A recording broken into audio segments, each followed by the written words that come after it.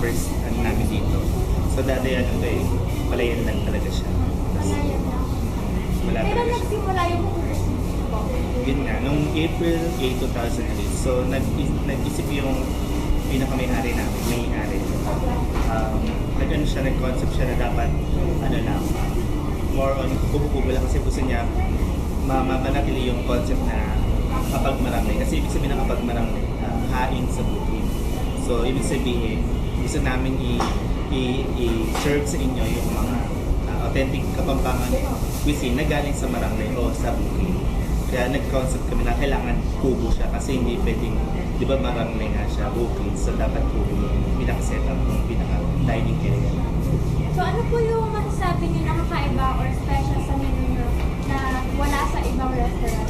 Actually, sa ano pa lang, sa menu pa lang namin, yan, ano na siya, unique na siya kasi sa banana leaf. Kasi inaano namin dito sa menu pa lang namin, gusto namin ma-feel ng mga kumakain dito na Filipino food talaga yung kinakain nila. Tapos ang kakaiba pa sa amin, kami dito sa buong Pampanga, halos kami yung nag-serve ng mga authentic Kapampangan food. Sobrang dami namin variety ng authentic Kapampangan food. Tsaka yung mga yung mga exotic food namin. So na hindi na isi-serve sa ibang restaurant ng full year round. Kami meron kami. Yan po ba? So nabanggit niyo po yung cricket. Mall crickets. Saan po nagagaling yung cricket niyo? Ang mall crickets galing yan sa Palayan. Every talaga yan nakukuha tuwing tag-ulan. Kaya lang kami dito sa Pagmarangle, meron na kaming talagang kinukuha na ng full year round na para ma-maintain namin yung buong taon talaga makapag-serve kami ng kama. Kasi tuwing tag-ulan lang yan eh. Pagdating nung after ng tag-ulan, wala na. Kami dito, kahit sa buong taon meron kama.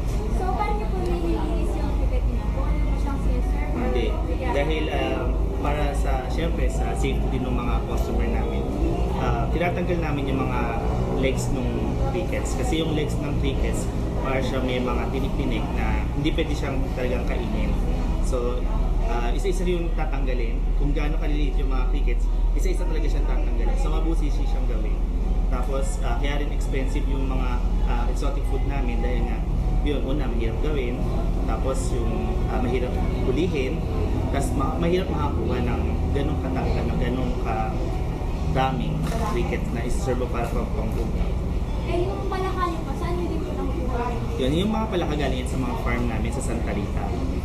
Kasi kami, Santa Rita siya. Sa Santa Rita kasi marami talaga farm. So iba't ibang klase ng farm. So doon namin kinukuha yung mga frogs. Kasi yung ibang frogs kasi sa paligid natin, hindi siya ang tawag nito, edible. May poisonous kasi na frog eh. So ang kinukuha talaga namin mga native frog, yung may guhit sa na yellow.